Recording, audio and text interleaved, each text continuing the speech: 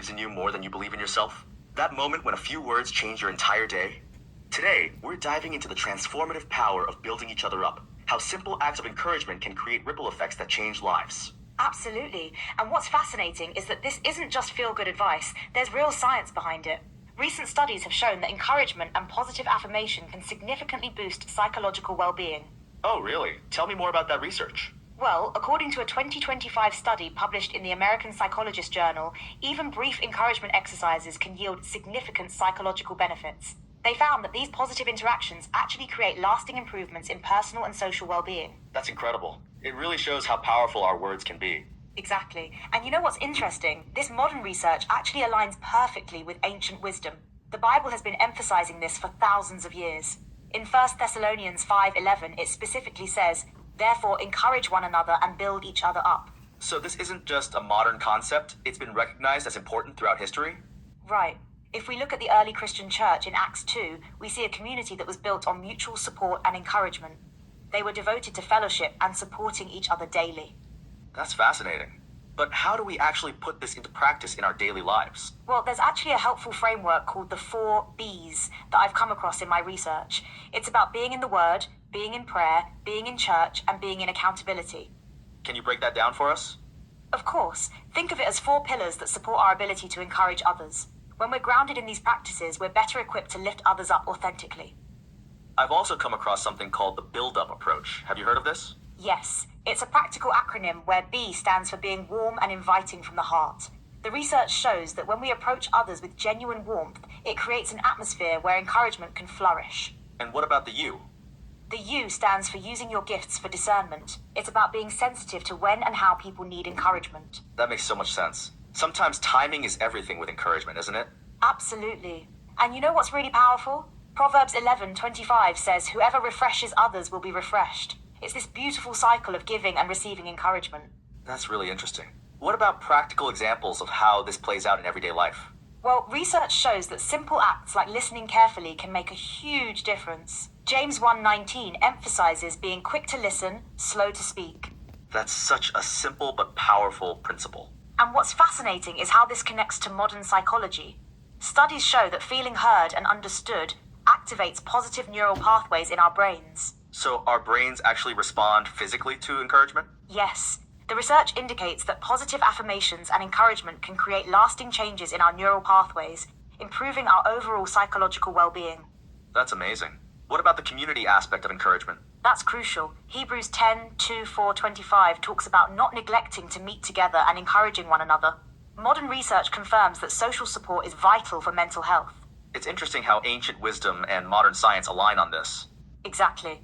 And studies show that encouragement is particularly powerful during difficult times. It's like Ecclesiastes 4:9-10 says, "Two are better than one. If either of them falls down, one can help the other up." That's beautiful. What about specific ways we can encourage others? Well, research shows that specific, genuine praise is most effective. It's not just saying good job, but noting particular efforts or qualities you observe. Can you give an example? Instead of saying you're nice, you might say, "I noticed how patient you were with that difficult situation." It's about being specific and authentic.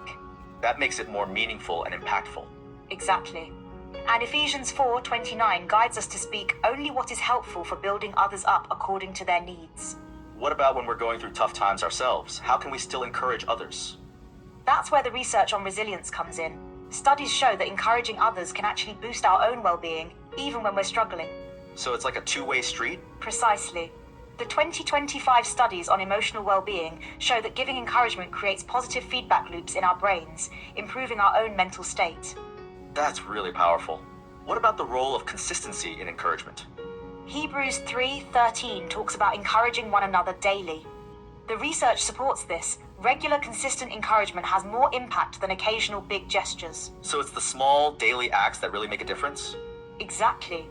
And studies show that these small acts of encouragement can create lasting changes in community dynamics and individual well-being. What about digital encouragement? Does that count?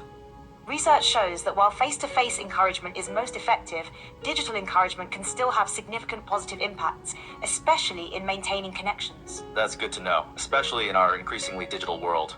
And what's interesting is that studies show even brief digital interactions, when genuine and specific, can boost someone's emotional well-being. So a thoughtful text message could really make someone's day? Absolutely. The research indicates that any form of genuine encouragement, whether digital or in person, can have lasting positive effects on mental health. What about encouraging people who are different from us? That's where cultural competency comes in. Studies show that understanding and respecting cultural differences makes encouragement more effective. Can you elaborate on that? Research indicates that encouragement that acknowledges and respects cultural contexts has a more significant impact on well-being and community building.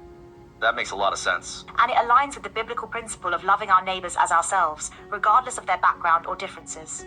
What about encouraging people who are resistant to it? Studies show that consistent, genuine encouragement can break down barriers over time, even with initially resistant individuals. So persistence is key? Yes, but gentle persistence. The research emphasizes the importance of being patient and authentic in our encouragement. As we wrap up, what's the key takeaway for our listeners? The research is clear. Consistent, genuine encouragement doesn't just benefit others. It transforms both the giver and the receiver, creating stronger, more resilient communities. That's really powerful.